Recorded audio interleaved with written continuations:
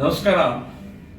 ಇತ್ತೀಚೆಗೆ ಬೆಳಗಾವಿ ಜಿಲ್ಲೆಯ ಬೆಳಗಾವಿ ತಾಲೂಕಿನ ಸಂತಿ ಬಸ್ತವಾಡ್ ಈ ಗ್ರಾಮದಲ್ಲಿ ಮುಸ್ಲಿಮರ ಅಟ್ಟಹಾಸ ಅತಿಯಾಗಿದೆ.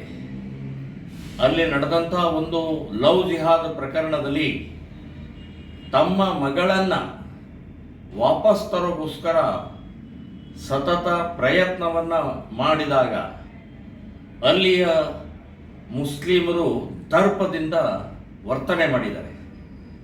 ಸೊ ಇದನ್ನು ಸೇಡು ತೀರಿಸಿಕೊಳ್ಳೋಗೋಸ್ಕರನೇ ಅಲ್ಲಿ ಬೇರೆ ಬೇರೆ ರೀತಿಯ ಪ್ರಕ್ರಿಯೆ ಮಾಡಿ ಈಗ ನಮ್ಮ ಹಿಂದೂಗಳ ಮೇಲೆ ದೌರ್ಜನ್ಯಕ್ಕೆ ಕಾರಣ ಆಗ್ತಾ ಇದೆ.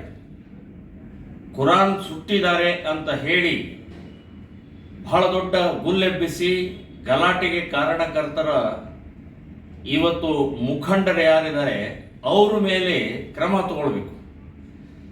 ಅಲ್ಲಿ ಯಾವುದೇ ರೀತಿಯ CCTV ಇದ್ದಂಥದ್ದನ್ನು ವ್ಯವಸ್ಥಿತವಾಗಿ ಆ ಸಮಯದಲ್ಲಿ ಬಂದ್ ಮಾಡಿದ್ದಾರೆ. ಸೊ ಇದೊಂದು ಪೂರ್ವ ಯೋಜಿತ ಷಡ್ಯಂತ್ರ, ಇದು ಕುತಂತ್ರ. ಇದು ಆ ಲವ್ ಜಿಹಾದದ ಪ್ರಕರಣದ ಸೇಡು ತೀರಿಸಿಕೊಳ್ಳೋಗೋಸ್ಕರನೇ ನಡೀತಾ ಇರುವಂಥ ಇದು ಗಲಭೆ ಅಂತ, ಹಿಂದೂ ವಿರೋಧಿ ನೀತಿ ಅಂತನ್ನುವಂಥದ್ದು ಹೇಳ್ಬೋದು. ಸೊ ಇಂಥ ಸಂದರ್ಭದಲ್ಲಿ ಇವತ್ತು ಕಾಂಗ್ರೆಸ್ ಸರ್ಕಾರ ಹಿಂದೂಗಳ ಮೇಲೆ ದೌರ್ಜನ್ಯ ಮಾಡ್ತಾ ಇದೆ, ಪೊಲೀಸರ ಅಟ್ಟಹಾಸ ನಡೀತಾ ಇದೆ. ಹಿಂದೂ ಪ್ರತಿಯೊಬ್ಬರು ಮನೆಗೆ ಹೋಗಿ ಯುವಕರನ್ನ ಇವತ್ತು ಸಾಕಷ್ಟು ಪ್ರಮಾಣದಲ್ಲಿ, ದೊಡ್ಡ ಪ್ರಮಾಣದಲ್ಲಿ ಹೊಡೆಯೋದು ಮಾಡ್ತಾ ಇದ್ದಾರೆ. ಸೊ ಈ ಕುರಾನ್ ಸುಟ್ಟಿದ್ದು ಹಿಂದೂಗಳಲ್ಲ, ಕುರಾನ್ ಸುಟ್ಟಿದ್ದೇ ಮುಸ್ಲಿಮರೇ. ಅಲ್ಲಿ ನಾಯಿ, ಪೊಲೀಸರ ನಾಯಿ ಬಂದಂಥ ಸಮಯದಲ್ಲಿ ಒಬ್ಬ ಮುಸ್ಲಿಂ ಹುಡುಗನ ಹತ್ರ ಹೋಗಿ ನಿಂತಿದೆ. ಯಾವುದೇ ಹಿಂದೂಗಳ ಮನೆಗೆ ಹೋಗಿಲ್ಲ, ಹಿಂದೂ ಯುವಕರ ಹತ್ರ ಹೋಗಿಲ್ಲ. ಸೊ ಇದರ ಅರ್ಥ ಏನು? ಇದರ ಜೊತೆಗೆ ಅಲ್ಲಿಯ CPIಯನ್ನು ಟ್ರಾನ್ಸ್ಫರ್ ಮಾಡಿದ್ದಾರೆ. ಈ ರೀತಿ ಹಿಂದೂ ವಿರೋಧಿ ನೀತಿ ಕಾಂಗ್ರೆಸ್ ಇಂದು ಅಲ್ಲಿಯ MLA ಇದ್ದು, ಕಾಂಗ್ರೆಸ್ MLA ಇದ್ದು ಇವತ್ತು ಸಚಿವರಾಗಿದ್ದಾರೆ. ಅವ್ರು ಯೋಚನೆ ಮಾಡಬೇಕು, ಮುಂದಿನ ದಿನಗಳಲ್ಲಿ ಹಿಂದೂಗಳು ನಿಮಗೆ ಸರಿಯಾಗಿ ಪಾಠ ಕಲಿಸ್ತಾರೆ ಅಂತನ್ನುವಂಥದ್ದು ಹೇಳ್ತಾ ಇದ್ದೀನಿ.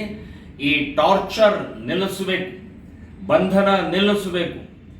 ಇವತ್ತು ಯಾರು ಸುಟ್ಟಿದ್ದಾರೆ, ಇವತ್ತು ಆ ಕುರಾನ್ ಸುಟ್ಟಿದ್ದಾರೆ, ಅವ್ರ ಮೇಲೆ ಕ್ರಮ ಆಗಲಿ, ಅವನನ್ನು ಗುಂಡು ಹಾರಿಸ್ರಿ. ಹಿಂದೂಗಳ ಮೇಲೆ ಯಾಕೆ ಕ್ರಮ ತಗೊಳ್ತಾ ಇದ್ದಾರೆ ಇದು? ಸೊ ಈ ದೌರ್ಜನ್ಯ ಸಹನೆ ಮಾಡೋದಿಲ್ಲ.